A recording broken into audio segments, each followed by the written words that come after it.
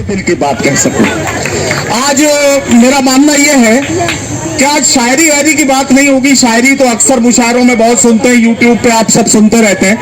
आज शायरी की बात नहीं होगी।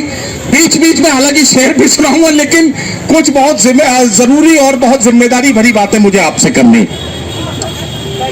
आज बड़ा अजीब तमाशा है कि हमें मजबूर किया गया है कि हम सड़क के किनारे इस तरह से ऐसे मिलजुल के सर जोड़ के बैठे और आज के हालात का मरसिया लोगों को सुनाएं।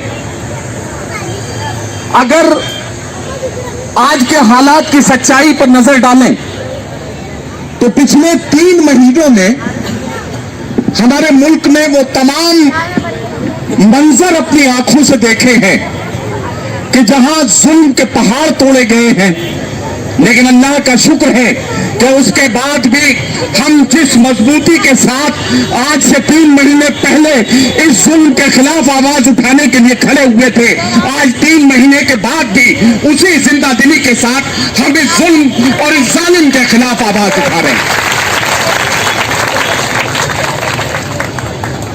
हालांकि अगर हम अपने गिरबान में नजर डालते हैं और आज के हालात पर नजर डालते हैं तो हमें सोचने पर मजबूर होना पड़ता है कि आखिर क्या खता है हमारी। क्या सिर्फ दाढ़ी रख लेना हमारी खता है? क्या सिर्फ अल्लाह को एक मानना हमारी खता है? क्या अल्लाह के रसूल के दीन पर ईमान लाना हमारी खता है? क्या बुर्का पहनना हमारी खता है? क्या कुर्ता पजामा पहन के मस्जिदों में जाके नमाज पढ़ना हमारी खता है? क्या रमजान के महीने में दिन दिन भर भूखे प्यासे रहकर अल्लाह के हुक्म का इंतजार करना यह हमारी खता है? क्या बात है, हम पर ये जुल्म के पहाड़ क्यों तोड़े जा रहे हैं? जब हम ये देखते हैं तो हमें कुरान करीम में किया गया अल्लाह का वो वादा याद आता है कि जब ये कहा जाता है कि मेरे मानने वालों, जब तुम नाफरमान हो जाओगे तब तुम पर जालिम बादशाह मुसल्लत कर दिया जाएगा। यहां अहले इल्म हजरात बैठे हैं, मैं आपकी आंखों में अपने इस बात की चमक देखना चाहता हूं। क्या यह बात सही है? ऐसा है या नहीं है? यह हुक्म है कि जब तुम नाफरमान हो जाओगे तो जालिम बादशाह तुम पर मुसल्लत कर दिया जाएगा।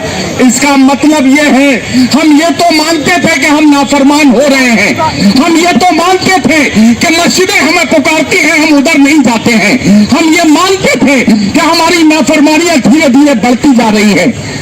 लेकिन आज समझ में आ गया है कि नाफरमानियों की हद अल्लाह की नाराजगी को दस्तक देने तक पहुंच गई है। शायद यही वजह है कि ये जालिम आज हम पर हुक्मरां बनाकर इस तरह से बिठा दिए गए कि हम आह भी करते हैं तो हो जाते हैं बदनाम, वो कत्ल भी करते हैं तो चर्चा नहीं होता।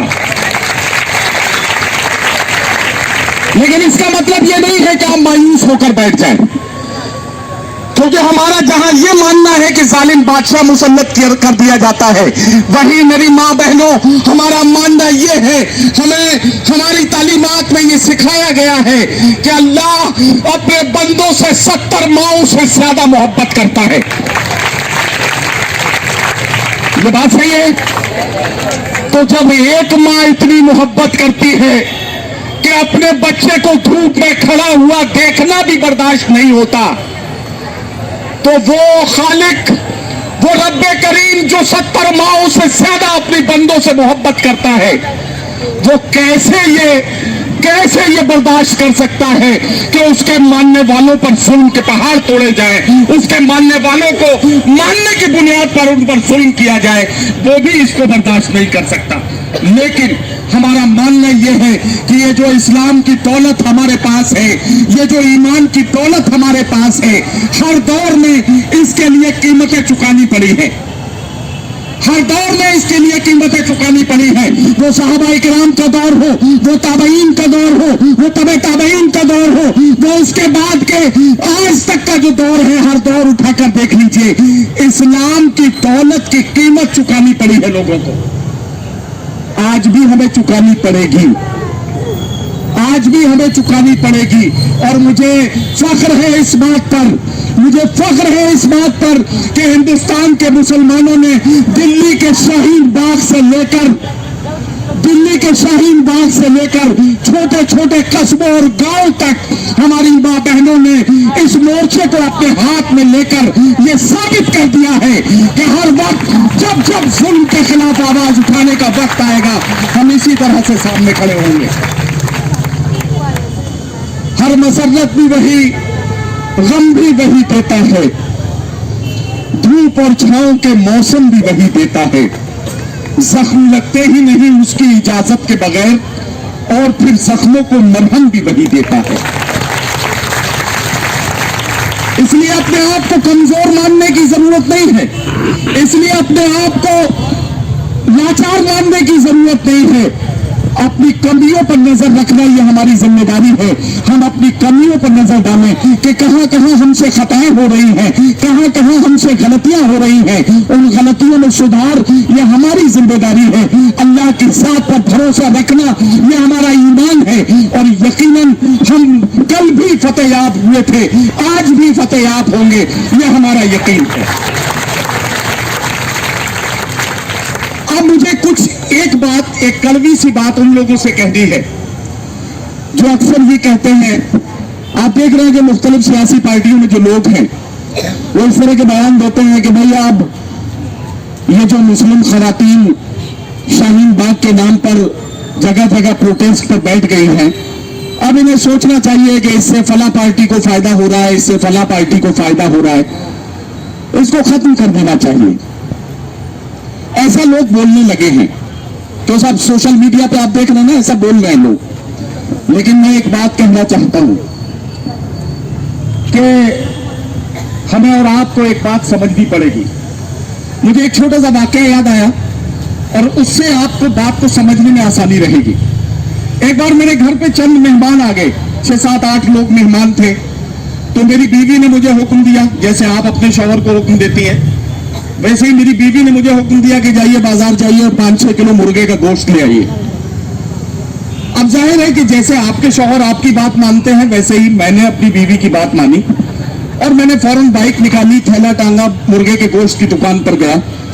मैंने उससे कहा कि भाई मुझे 5-6 किलो मुर्गे का गोश्त चाहिए।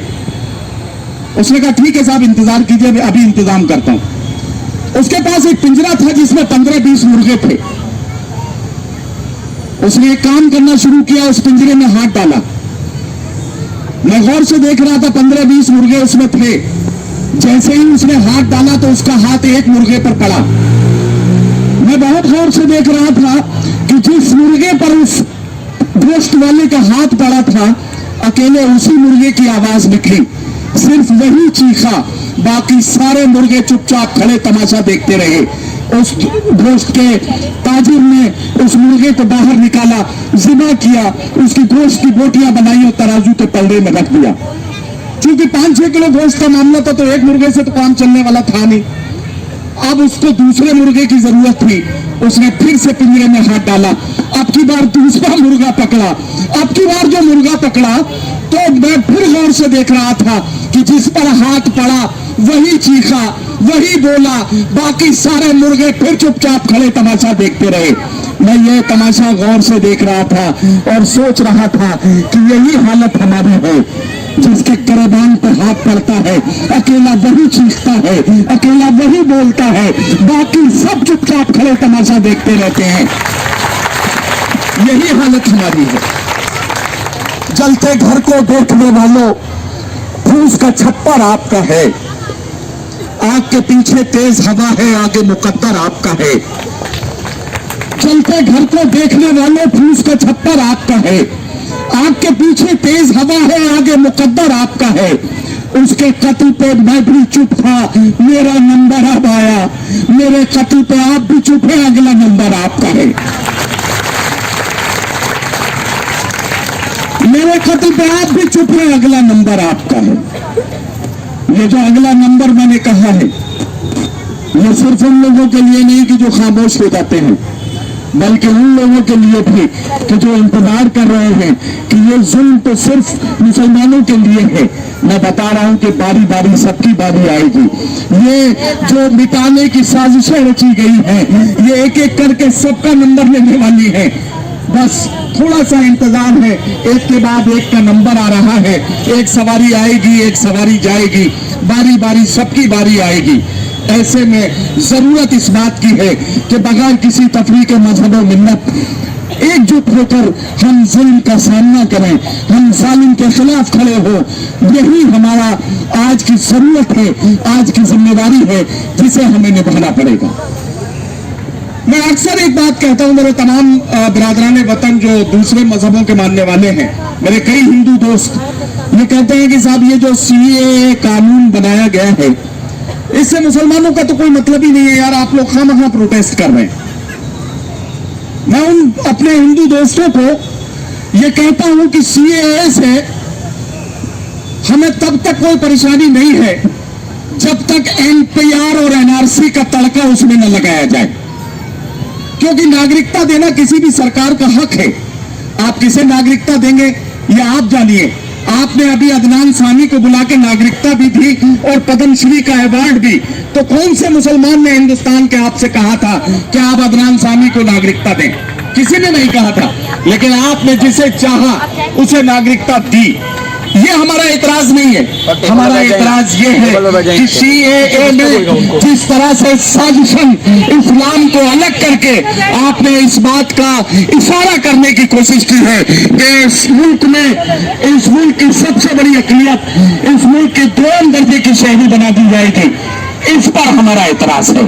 और यही एतराज हमें आवाज बुलंद करने पर मजबूर करता है कि हम जुल्म के खिलाफ खड़े हों। तो हमने ये भी देखा है, शाहीन बाग दिल्ली का प्रोटेस्ट जब शुरू हुआ था, आप सबको अच्छे से मालूम है, उस वक्त दिल्ली का टेम्परेचर 4-5 डिग्री रहा करता था। वो कड़कड़ाती हुई ठंड, वो सर्दी जिसमें खून जमने की मुहाने पर पहुंच जाए, ऐसे माहौल में हमारी मां बहनों ने हौसले के साथ उस प्लास्टिक के नीचे बैठकर जिस जिम्मेदारी के साथ इस जुल्म के खिलाफ आवाज को उठाना शुरू किया था, यकीनन उसी से हौसला बढ़ा है और एक एक शहर होते हुए आज कारवां आप तक पहुंच गया है। आपको बहुत सारी दुश्वारियों का सामना करना पड़ रहा होगा। आपने टेलीविजन के जरिए, अखबारों के जरिए अभी अगर लखनऊ घंटाघर का वो फोटो देखा होगा, वो तस्वीर आपके आंखों के सामने से गुजरी होगी कि बारिश हो रही है, ओले पड़ रहे हैं, हमारी बहनें जिस पन्नी के नीचे बैठी हैं, उसके नीचे पानी भरना शुरू हो जाता है। धीरे धीरे वो सारी खड़ी हो जाती है। बारिश की तेजी से वो प्लास्टिक टूट कर गिर पड़ती है, उसे अपने हाथों से उठाकर उस पन्नी के नीचे अपने आप को कर लेती है। धीरे धीरे वहां पानी भरना शुरू हो जाता है। लेकिन जालिम ने देख लिया कि चाहे आजमाइश आसमान से आए या आजमाइश ऐवान इक़्तिदार से, आजमाइश पर हमारी बहनों ने पूरी जिम्मेदारी के साथ इस बात को साबित किया है कि हम जिस मजबूती से कल खड़े थे आज भी खड़े हैं, और इंशाअल्लाह जब तक हम इसमें कामयाब नहीं होंगे तब तक इसी जिम्मेदारी और मजबूती के साथ जालिम के सामने खड़े रहेंगे। एक आखिरी बात आपसे कह के बस आपसे रुखसत होता हूं, क्योंकि मुझे मालूम है कि बहुत कीमती वक्त है, एक एक मिनट बहुत कीमती है। बहुत सारे लोगों को यहां अपनी बात कहनी होगी। एक बात कहना चाहता हूं, हमारा और आपका ईमान है इस बात पर कि इंसान का खमीर जिस मिट्टी से उठाया जाता है उसी मिट्टी में लाके उसे दफनाया जाता है। क्यों साहब, यही बात हमारा ईमान है इस बात पर, ऐसा है? अच्छा, तो एक बात बताइए कि जब हमें वहीं दफनाया जाना है कि जहां से हमारा खमीर बनाया गया है, तो क्या हमें ऐसा नहीं कहना चाहिए कि हम तो मरकर भी नहीं छोड़ते धरती अपनी, हम तो मरकर भी नहीं छोड़ते मिट्टी अपनी, और वो जिंदा भगाने का भरम पाले हैं।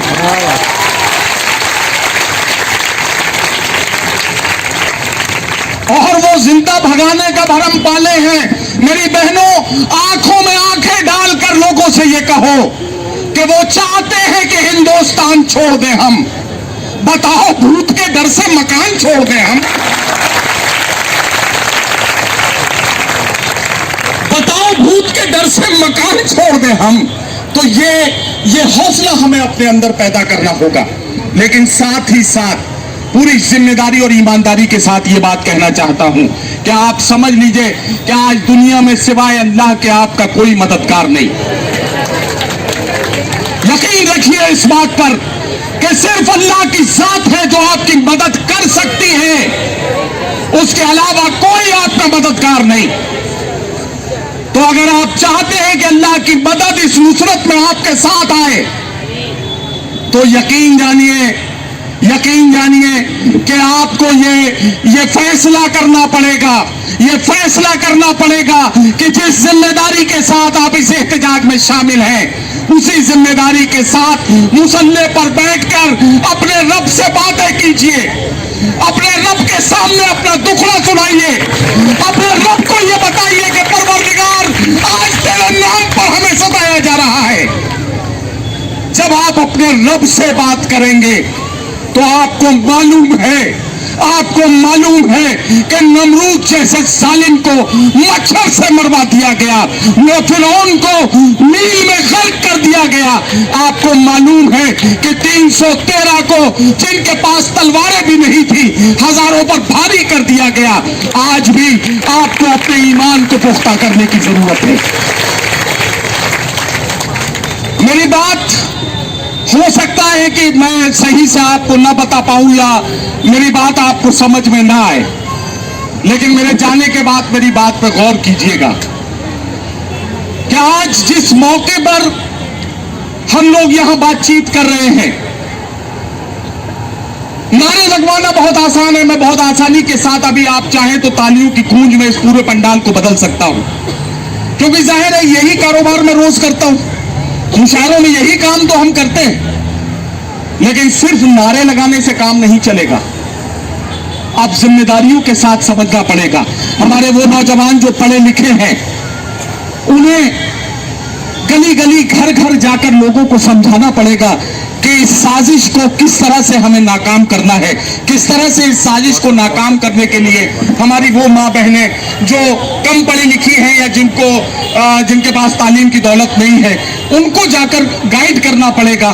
ہمارے وہ لوگ جو کاروباری ہیں, اپنے کاروبار میں مصروف ہے, اپنی دکان پر بیٹھے بیٹھے بھی لوگوں کو اس بات کے لیے آگاہ کر سکتے ہیں کہ آنے والے خطرے سے کیسے بچا جا سکتا ہے. یہ ساری چیزیں, یہ سارے کام ہمیں اس ذمہ داری کے ساتھ کرنے پڑیں گے کہ یہ پرچم اب ہمارے ہاتھ میں ہے, یہ ذمہ داری اب ہمارے ہاتھ میں ہے, اور اس ذمہ داری کو پوری سچائی اور ایمانداری کے ساتھ ہم اٹھائیں گے. اس کے علاوہ کوئی راستہ نہیں. اور آپ کو معلوم ہے ابھی تازہ دلی کا فساد اس بات کی گواہی ہے, اس بات کا ثبوت ہے. ساری دنیا نے دیکھا, ہم ہی کو قاتل کہے گی دنیا, ہمارا ہی قتل عام ہوگا, ہم ہی کنویں کھودتے پھریں گے, ہم ہی پہ پانی حرام ہوگا. ابھی دیکھا آپ نے دلی میں, ہم ہی کو قاتل کہے گی دنیا, ہمارا ہی قتل عام ہوگا, ہم ہی کنویں کھودتے پھریں گے, ہم ہی پہ پانی حرام ہوگا. اگر یہی ذہنیت رہی تو مجھے یہ ڈر ہے کہ اس صدی میں نہ کوئی عبد الحمید ہوگا, نہ کوئی عبد الکلام ہوگا. ہمیں اپنی ذمہ داری کا احساس ہے. ہماری بہنوں نے اس پرچم کو اپنے ہاتھ میں اٹھا لیا ہے. یہ اس بات کی دلیل ہے, اس بات سے یقیناً ظلم کے قلعے ہلنے لگے ہیں, ظالم پریشان ہو گئے ہیں کہ اب کس طرح سے ان لوگوں کا سامنا کیا جائے, کیونکہ اب سامنا کرنے کے لیے وہ نکل پڑے ہیں کہ آج پوری ذمہ داری کے ساتھ انہوں نے اس بات کو ثابت کیا ہے کہ حالات چاہے جیسے ہوں, ہم پوری ذمہ داری کے ساتھ ظلم کے خلاف اسی طرح سے کھڑے ہوں گے جس طرح سے کھڑے ہونے کا حق ہے, اور جس طرح سے کھڑا ہونا یہ ہماری ذمہ داری ہے. میں اپنی بات کو یہاں یہ کہہ کے ختم کرتا ہوں. ظاہر ہے کہ میں چلا جاؤں گا تو ظاہر ہے کہ کچھ لوگ یہ بھی کہیں گے کہ صاحب ندیم صاحب شاعر تھے تو انہیں چند شعر بھی سنانے چاہیے تھے، یہ کیا نیتاؤں کی طرح تقریر کر کے چلے گئے. تو میں یہ بھی نہیں چاہتا کہ میرے جانے کے بعد اس طرح کا بھی کوئی بات اٹھے. میں چند شعر آپ کی عدالت میں پیش کر دیتا ہوں تاکہ یہ بھی بات مکمل ہو جائے اور میری حاضری یہاں مکمل ہو جائے. ہاتھوں کو کشکول بنائے بیٹھے ہیں. کشکول بھیک مانگنے کے کٹورے کو کہتے ہیں. ہاتھوں کو کشکول بنائے بیٹھے ہیں، بھوکے بچے گول بنائے بیٹھے ہیں. اب شعر سنیے، کچھ کہنے کی ضرورت نہیں، صرف شعر سناتا ہوں، آپ وہاں تک پہنچیں گے جہاں میں آپ کو لے جانا چاہتا ہوں. کسی کا نام لینے کی ضرورت نہیں ہے. ہاتھوں کو کشکول بنائے بیٹھے ہیں، بھوکے بچے گول بنائے بیٹھے ہیں. آپ ہنسی پیالے سے دھوکہ مت کھانا، وہ زہریلا گھول بنائے بیٹھے ہیں. آپ ہنسی پیالے سے دھوکہ مت کھانا، آپ ہنسی پیالے سے دھوکہ مت کھانا، وہ زہریلا گھول بنائے بیٹھے ہیں. وہ شولوں کی بارش کرنے والا ہے، ہم کاغذ کے کھول بنائے بیٹھے ہیں. وہ شولوں کی بارش کرنے والا ہے، ہم کاغذ کے کھول بنائے بیٹھے ہیں. اس کی کوشش بکنے پر مجبور ہو ہم خود کو انمول بنائے بیٹھے ہیں. اس کی کوشش بکنے پر مجبور ہو ہم خود کو انمول بنائے بیٹھے ہیں. اور یہ آخری شعر اپنے تمام علماء اکرام کو اس میں شریک کرتا ہوں، بات ہو گئی، اور اس درد کے ساتھ شریک کرتا ہوں کہ خدا کے واسطے اب اس ملت کے بکھرے ہوئے شیرازے کو اکٹھا کر کے ایک اکائی میں تبدیل کر دیجیے. خدا کے واسطے یہ مسلکی اختلافات کا وقت نہیں ہے. اس بات کو ہمیں اور آپ کو سمجھنا پڑے گا. اپنے اپنے مسلک اور عقائد پر مضبوطی کے ساتھ کھڑے رہیے. کوئی آپ کو ٹوکنے والا نہیں ہے، کوئی آپ سے کچھ کہنے والا نہیں ہے. لیکن خدا کے واسطے حالات ایسے رکھیے کہ اس ملت کو ایک اکائی میں تبدیل کیجیے تاکہ آپ کو ایک مان کر، ایک جان کر، ایک سمجھ کر ظالم کو یہ سمجھنا پڑے کہ یہ سارے لوگ ایک جٹ ہیں. تو ان کے لیے ظاہر ہے کہ کوئی بھی سازش آسانی سے کامیاب نہیں ہوگی. اب شعر پڑھتا ہوں. دشمن آخر دستاروں تک آ پہنچا، دشمن آخر دستاروں تک آ پہنچا. ہم رشتوں میں جھول بنائے بیٹھے ہیں. دشمن آخر دستاروں تک آ پہنچا. ہم رشتوں میں جھول بنائے بیٹھے ہیں. ہم رشتوں میں جھول بنائے بیٹھے ہیں. آپ ہنسی پیالے سے دھوکہ مت کھانا، وہ زہریلا گھول بنائے بیٹھے ہیں. بہت بہت شکریہ. میں نے بہت وقت آپ کا لیا. ظاہر ہے کہ میرے بعد بھی کئی مقررین کو اپنی بات کہنی ہے. انشاءاللہ کبھی موقع ہوا تو پھر سے آپ کے بیچ حاضری ہوگی. اور پھر سے اللہ کا شکر ہے کہ ہندوستان بھر میں جہاں جہاں پروٹیسٹ ہو رہے ہیں وہاں جا کر، جہاں بھی میں پہنچ سکتا ہوں، جہاں میں جا سکتا ہوں، وہاں جا کر وہاں کے لوگوں کے عزم اور حوصلے کو سلام کرنا میں اپنی ذمہ داری سمجھتا ہوں. اسی ذمہ داری کے تحت آج آپ کے بیچ حاضر ہوا تھا. مجھے دعائیں دیں، اس بات کے لیے دعائیں دیں کہ اللہ مجھے یہ حوصلہ دے کہ میں اور ظلم کے خلاف مضبوطی کے ساتھ کھڑا ہو سکوں اور آپ کی دعاؤں کے ساتھ اس ملک بھر میں آپ کی آواز بن کر لوگوں سے آپ کے دل کی بات کہہ سکوں. اسی گزارش کے ساتھ آپ سے ودا ہوتا ہوں، آپ سے رخصت ہوتا ہوں. اللہ حافظ.